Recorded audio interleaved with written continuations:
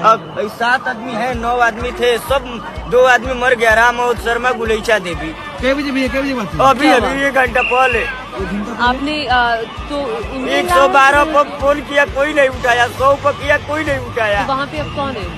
Body कहाँ है उनकी बॉडी? बॉडी वहीं पे है। अभी तक वहीं पड़ी है क्या? हटाई नहीं? नहीं, वहीं से पुलिस है वहाँ पर? पुलिस थी, कोई बोला ही नहीं, बोला बढ़ो बढ़ो बढ़ो। रामकृष्ण हरी, आपण बघतो आहोत की प्रयागराज या ठिकाणी कशा पद्धतीनं चेंगराचेंगरी झालेली आहेत आणि बरेच लोक या ठिकाणी मृत्यू पावलेले आहेत। तर त्याचबरोबर या ठिकाणी स्नान करताना हे जे आपण लोक बघतो आहोत, हे शाही स्नानाचा आज अमावस्या असल्यामुळे पर्वकाळाचा तो लोक आनंद घेत आहेत शाही स्नानाचा, पण काही लोकांना मात्र आपला जीव या ठिकाणी द्यावा लागलेला आहे। तर अशा या कुंभामध्ये कधी आलोट अशी गर्दी होते आणि अशी चेंगराचेंगरी कधीतरी घडत असते।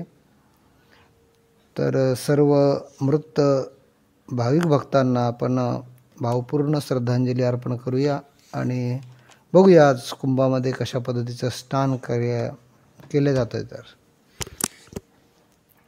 आता या ठिकाणी लाखोच्या संख्येने भाविक भक्त या ठिकाणी आलेले आहेत आणि आपण आपल्या पद्धतीनं मिळेल त्या जागी स्नान करण्याचा प्रयत्न करताना आपल्याला दिसत आहेत।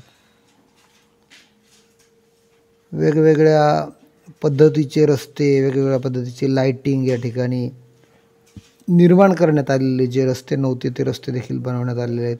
पूजेचं ताट या ठिकाणी घेऊन लोक स्नान करून गंगेचं पाणी घेण्याचा प्रयत्न करत आहेत। सोबत सकाळच्या सकाळी हे या ठिकाणी स्नानाकरता आलेले सर्व भाविक भक्त आहेत।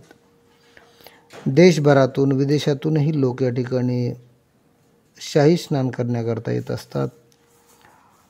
कुंभमेळ्यामध्ये स्नानाला फार महत्त्व असतं, त्यामुळे अनेक भाविक भक्त या ठिकाणी आवर्जून येत असतात।